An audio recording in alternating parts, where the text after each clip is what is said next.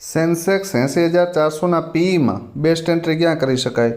તો સૌથી પહેલી બેસ્ટ એન્ટ્રી, પહેલું લોજિક કે જો આ પ્રીમિયમ 252થી 194ની વચ્ચે ક્યાંક ઓપન થાય અને અહીંયા સપોર્ટ લેતું દેખાય, મતલબ કે એક સ્પાઇક ઉપર મારે પહેલી 15 મિનિટમાં ફરી પાછું અહીંયા ડીપ આવે અને અહીંયાથી તમારી એન્ટ્રી બને ને, તો 342 અને 420ના ટાર્ગેટ માટે બેસી શકો. આ પહેલી કન્ડિશન. ધારી લ્યો કે આ પ્રીમિયમ ઉપર જ ઓપન થયો 420ની નિયર બાય, તો યા તો એના 342 આવવા દેજો, અથવા તો આ જે ક્લોઝિંગ છે ને, આ ક્લોઝિંગ એરિયાની અંદર આવવા દેજો ને અહીંયાથી એન્ટ્રી થાય અને જો આ હાઈ બ્રેક કરી દે ને 420 વાળો, તો 514 અને 610 આવે તો પણ કોઈ નવાઈની વાત છે નહીં.